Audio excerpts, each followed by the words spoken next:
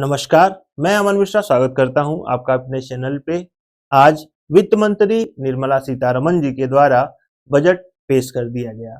यह आगामी वर्ष 2024-25 का अंतरिम बजट है, क्योंकि 2024 में ही लोकसभा का चुनाव होना तय है। आज के इस बजट में बातें तो वैसे बहुत सारी बताई गई हैं, लेकिन इनमें से जो प्रमुख 24 बातें हैं, जो 24 प्रमुख बिंदुएं हैं, वो हमें जरूर जान लेनी चाहिए, जो आपके लिए और हमारे लिए बहुत ही महत्वपूर्ण और बहुत ही आवश्यक है। तो आइए जल्दी से इस वीडियो को शुरू करते हैं और उन सभी बिंदुओं को देखने का और समझने का प्रयास करते हैं।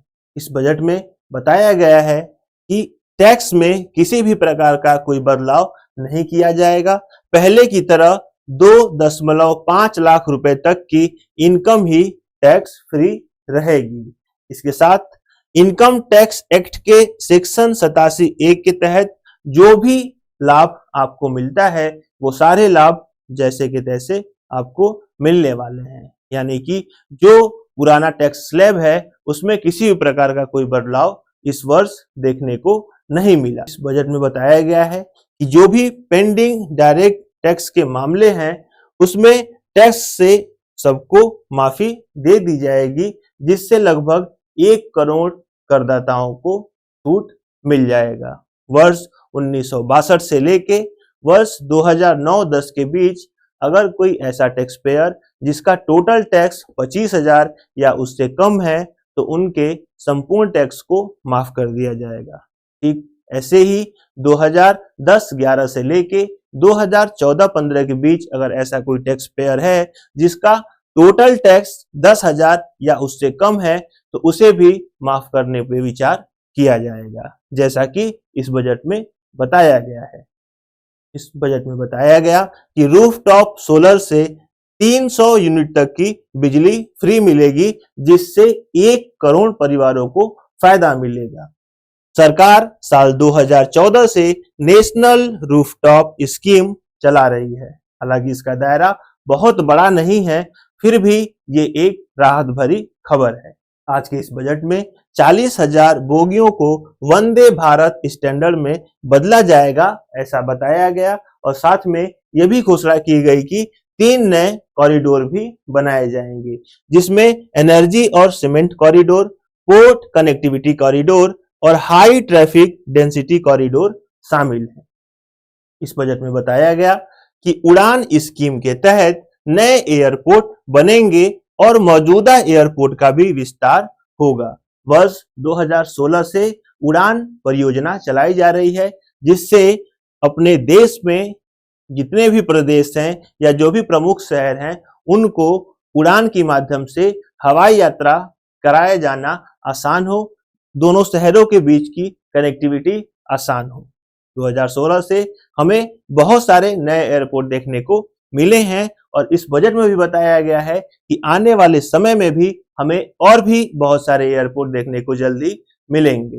आज के इस बजट में बताया गया कि मध्य वर्ग के लिए आवास योजना बनाई जाएगी और ग्रामीण आवास का भी दायरा बढ़ाया जाएगा। प्रधानमंत्री आवास योजना ग्रामीण के लिए 3 करोड़ घर बनाने का काम अब तक पूरा किया जा चुका है, और इसको आने वाले 5 साल में 2 करोड़ घर बनाए जाने का लक्ष्य भी निर्धारित किया गया। यानी कि लगभग कुल 5 करोड़ घर प्रधानमंत्री आवास योजना के तहत बनाए जाएंगे। इस बजट में बताया गया कि आयुष्मान भारत का दायरा भी बढ़ाया जाएगा, और अब इसमें आशा और आंगनबाड़ी कार्यकर्ताओं को भी कवर किया जाएगा। आपको बता दें, इसकी शुरुआत 2018 में हुई थी। यह योजना देश के कम आय वर्ग के नागरिकों के स्वास्थ्य सुरक्षा देती है। इस योजना में अभी 5 लाख रुपए तक का इलाज फ्री में मिलता है, और इसके लिए एक अलग से आयुष्मान कार्ड भी बनाया जाता है, जिसके तहत आपको सभी प्रकार का लाभ प्राप्त कराया जाता है। इस बजट में लखपति दीदी का दायरा भी बढ़ाया गया। 3 करोड़ महिलाओं को लखपति बनाने का टारगेट भी इस बजट में रखा गया है। आपको बता दें कि इस योजना के तहत महिलाओं को इंडस्ट्री में काम करने के लिए एंटरप्रेन्योरशिप का और एजुकेशन या दूसरी ऐसी जरूरतें जहां पे स्मॉल लोन की आवश्यकता होती है, उसकी पूर्ति भारत सरकार के द्वारा कराई जाती है। और अब इस लक्ष्य को बढ़ाकर लगभग 3 करोड़ कर दिया गया है। इस बजट में यू विन प्लेटफॉर्म के जरिए टीकाकरण करने की भी बात की गई है। 9 से 14 साल की बालिकाओं को इसमें फ्री टीका लगाया जाएगा। आपको बता दें कि भारत में ब्रेस्ट कैंसर के बाद महिलाएं सबसे अधिक सर्वाइकल कैंसर से पीड़ित होती हैं और ये जो यू विन प्लेटफॉर्म के जरिए टीकाकरण की बात की जा रही है वो इसी सर्वाइकल कैंसर से बचने के लिए की जा रही है। भारत में लगभग 1,25,000 प्रत्येक वर्ष बच्चियां इससे प्रभावित होती हैं, जिनमें 70,000 बच्चियों की दुखद मृत्यु हो जाती है। तो यह एक भारत के लिए गंभीर समस्या बना हुआ है, जिसके समाधान का एक तरीका इस बजट में बताया गया है। इस बजट में इंफ्रास्ट्रक्चर बजट को 11.1% बढ़ाकर 11.11 लाख करोड़ रुपए कर दिया गया है।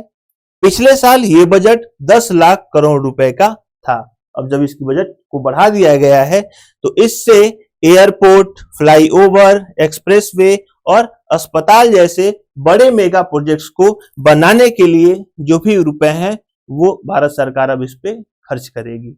इस बजट में डिफेंस के लिए सबसे ज्यादा बजट अलॉट किया गया है, जो कि 6.2 लाख करोड़ रुपए है और पिछले वर्ष की तुलना में इसे 3.4% यानी कि लगभग 3.5% बढ़ा दिया गया है। इस बजट में एग्रीकल्चर के लिए सबसे कम बजट मिला है, जो कि 1.27 लाख करोड़ है, लेकिन पिछले वर्ष की तुलना में इसमें 1.6% की वृद्धि की गई है। इस बजट में बताया गया है कि मत्स्य संपदा योजना को बढ़ावा दिया जाएगा, जिसके जरिए लगभग 55 लाख नए रोजगार भी मिलेंगे।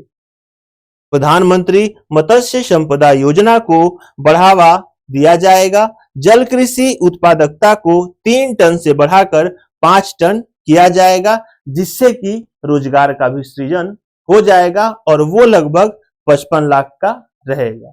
इस बजट के माध्यम से टेक सेवी यूथ के लिए 1 लाख करोड़ रुपए का कोष दिया गया। इसका फायदा प्राइवेट सेक्टर को अपनी रिसर्च और इनोवेशन को बढ़ाने में मिलेगा, क्योंकि ये जो कोष दिया गया है आने वाले 50 साल तक इनसे किसी भी प्रकार का कोई भी इंटरेस्ट नहीं लिया जाएगा। इस बजट में क्लाइमेट चेंज पर भी फोकस किया गया है और बताया गया है कि भारत में लगभग 6,585 चार्जिंग स्टेशन बनाएंगे। और ऐसी बात क्यों कही गई है? क्योंकि भारत सरकार द्वारा 2070 तक जीरो कार्बन एमिशन का टारगेट अचीव करने के लिए सरकार ने अमोनिया, मिथेनॉल गैस का आयात कम करने की ठान ली है और इस वर्ष से ही इस पे काम करना शुरू कर दिया गया है। इसी बात को ध्यान में रखते हुए चार्जिंग स्टेशंस की बात इस बजट में की गई है। इस बजट में बताया गया है कि नए मेडिकल कॉलेज भी बनेंगे, जिसके लिए कमेटियों का गठन जल्दी ही किया जाएगा। इस बजट में ब्लू इकोनॉमिक 2.0 के तहत नई योजनाओं की भी शुरुआत की जाएगी, जिसमें टूरिस्ट के लिए स्कूबा डाइविंग भी करने की बात की गई है। ब्लू इकोनॉमिक का देश की जीडीपी में लगभग 4% का योगदान है। ब्लू इकोनॉमी का सीधा समुद्र से होने वाले आयात और निर्यात को लेकर किया जाता है, जिसमें टूरिज्म का भी ध्यान रखा जाता है। और इस बजट में भी स्कूबा डाइविंग टूरिस्ट को लुभाने के लिए ही रखी गई है, जिससे हमारे देश को टूरिज्म से भी बड़ा बढ़ावा मिल सके। इस बजट में बताया गया है कि टूरिज्म के लिए राज्यों को प्रोत्साहित किया जाएगा और इन्हें इंटरेस्ट फ्री लोन भी दिया जाएगा। राज्यों को प्रतिष्ठित पर्यटन केंद्र का डेवलपमेंट करने, ग्लोबल लेवल पर उनकी ब्रांडिंग करने के लिए प्रोत्साहित किया जाएगा, ऐसा आज के बजट में कहा गया है और सभी राज्यों को कुछ निर्धारित कोष भी दिए जाएंगे जिस पे आगामी कुछ वर्षों तक किसी भी प्रकार का कोई इंटरेस्ट नहीं लिया जाएगा। इस बजट में बताया गया कि एफडीआई इनफ्लो 10 साल में दोगुना हो गया है और विदेशी निवेश के लिए फॉरेन पार्टनर से भी बातचीत की जा रही है। 2014 से लेकर 2023 के दौरान एफडीआई इन्फो 596 बिलियन डॉलर था, जबकि यह 2005 से 2014 के दौरान हुए इन्फ्लो से कुल 2 गुना है। यानी कि भारत सरकार कांग्रेस के समय को और भाजपा के समय को डायरेक्ट कंपैरिजन करती हुई इस बजट में दिख रही है। इस बजट में 2025-26 तक राजकोषीय घाटा 4.5% करने का टारगेट रखा गया है। अभी ये जीडीपी का 5.1% है। फाइनेंशियल ईयर 2024-25 में राजकोषीय घाटा 5.1 रहने का अनुमान है, जबकि 2023-24 में यह 5.8% है। यानी कि हम देख रहे हैं कि राजकोषीय घाटे में धीरे धीरे कमी देखने को मिल रही है, जो कि भारत के लिए एक बड़ी खुशखबरी है। राजकोषीय घाटा वो घाटा होता है जब भारत सरकार अपना बैलेंस शीट बनाती है। जैसे कि अगर एक आम नागरिक देखे कि वर्ष भर में कुल मेरी कितनी कमाई रही है और कुल कितना खर्च रहा है, तो उसमें एक अंतर निकल के आएगा। अगर आपकी कमाई में कुछ पैसे बचते हैं तो आपका फायदा होगा, और आपकी कमाई में अगर कुछ पैसे घट जाते हैं तो वो आपको नुकसान होता है। तो भारत सरकार के बजट में प्रत्येक वर्ष राजकोषीय घाटा होता है और वो धीरे धीरे कम होता जा रहा है। ये भी हमारे भारत सरकार का एक नया अचीवमेंट है जो हमें लगातार बीते वर्षों से देखने को मिल रहा है। इस बजट में बताया गया है कि राज्यों को सुधारों की आवश्यकता है, जिसके लिए 75,000 करोड़ रुपए इंटरेस्ट फी राज्यों को दिया जाएगा। विकसित भारत के विजन को साकार करने के लिए राज्य सरकारों को 50 साल के लिए 75,000 करोड़ रुपए इंटरेस्ट फी दिए जाएंगे। जैसा कि आपको पता है, भारतीय जनता पार्टी द्वारा वर्ष 2047 तक भारत को विकसित भारत बनाने का लक्ष्य रखा गया है और उसी बात को ध्यान में रखते हुए ये घोषणा आज इस बजट में कर दी गई है। इस बजट में बताया गया कि स्किल इंडिया मिशन के तहत लगभग 1.4 करोड़ युवाओं को ट्रेंड किया गया और भारतवर्ष में 390 यूनिवर्सिटी भी बनाई गई। इसमें बहुत सारी बातें और भी बताई गई हैं, जिसे हम देख लेते हैं। जैसे कि भारत में 3000 नई आईटीआई कॉलेज बनाए गए, लगभग 7 आईआईटी भी भारतवर्ष को मिले हैं। पिछले कुछ वर्षों में 16 ट्रिपल आईटीज मिले हैं, 7 आईआईएम मिले हैं, 15 एम्स और 390 यूनिवर्सिटी पिछले कुछ वर्षों में स्थापित कर दी गई है। बजट में बताया गया कि 25 करोड़ लोगों को गरीबी से बाहर निकाला गया और 34 लाख करोड़ रुपए डायरेक्ट खाते में भी भेजे गए। सरकार ने 25 करोड़ लोगों को गरीबी से बाहर निकाला है और गरीबी कल्याण योजना में 34 लाख करोड़ रुपए डायरेक्ट खाते में भेजे गए हैं, जो कि हम पिछले कुछ दिनों से ही लगातार खबरों में देख रहे थे और उसे पढ़ रहे थे। इस बजट में 78 लाख स्ट्रीट वेंडर को मदद देने की बात की गई है और 4 करोड़ किसानों को फसल बीमा योजना का लाभ भी प्रदान किया गया है, ऐसा इस बजट में बताया गया। 78 लाख स्ट्रीट वेंडर को मदद दी गई, 4 करोड़ किसानों को पीएम फसल बीमा योजना का लाभ दिया जाता है। पीएम किसान योजना से 11.8 करोड़ लोगों को आर्थिक मदद मिलती है। तो ये कुल वो 24 पॉइंट रहे जो आज की इस वीडियो में हमने कवर किया। उम्मीद है कि इस वीडियो में बताई गई सारी बातें आपको समझ आई होंगी। वीडियो के लास्ट तक बने रहने के लिए आपका बहुत बहुत धन्यवाद। जल्दी ही मिलेंगे कुछ नई खबर के साथ अपनी अगली वीडियो में।